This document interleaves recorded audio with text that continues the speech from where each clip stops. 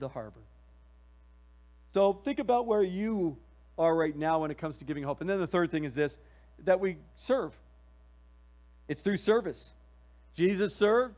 Peter, who denied Jesus 3 times later on after Jesus rose from the dead, they said, "You are the Petros," which means the rock, in which we will have the church stand on, Peter. You're going to expand that church out. Peter wrote this after the resurrection. When he saw Jesus, he wrote, "God has given each of you a gift to all the believers. From the great variety of spiritual gifts, use them well to serve one another." We're hearing that in the church right now. People using their different gifts to do different things. By the way, in Exodus, it speaks of these people who have gifts of building and doing this. Those are spiritual gifts. A lot of the contractors and people like that, they don't think that, but it's a spiritual gift that God has given you. It's a specific gift that God has given you, and you don't think it's not. And each of us have been given those spiritual gifts. Jesus said when all his disciples were saying, "Hey, man, I want to be second in command. I want to be next to Jesus." No, Matthew 20:28, Jesus said, "The Son of Man did not come to be served, but to serve and give his ransom for many." We're to go out and serve. What ways can you serve? In your home, at your work,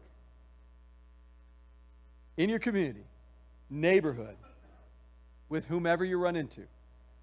We have military people who serve our country. Wouldn't it be great if we thanked them every day instead of just one day? Wouldn't that be awesome? What's interesting about veterans, and that's what I want to know now. If you're a veteran, if you're a veteran or are serving in the military right now, have served and served, will you please stand? I don't know how many we have in here. Anybody who's served in military in this particular service? Come on, stay. I know there's a couple of them. There we are. 3 right there. Give them a hand, everybody. Stay standing because I want to ask something. We had more in the first service. That's interesting. All our veterans, and I know a bunch of them, are off on vacation right now. So, what branch of the military did you serve in? Marine Corps. All right, next. Oh, wow, we didn't have any Marines. There we go. We didn't have any Marines. Navy. Okay, give them all a hand. Thank you, guys. You can be seated. These guys have served. People in this country have served our country and people around the world. Our first responders. We need to be able to say thank you to them too. Those who give so much, and we need to serve as Jesus served. They do pretty much a lot of what Jesus did. I think it's a neat thing to see how much they've served. So the question is, did I serve like Jesus today? Do I serve like Jesus in my lifetime? Something to be thinking about. How do I serve and what do I do? Because today is my favorite day. Idea is how do I serve? And I didn't know how to serve because I was so used to doing things. My dad would, take us and we'd go help, people in need and mow their lawns and do that stuff. That's easy stuff. You get out there and do stuff, right? But I was laying in a hospital bed. How am I serving anybody?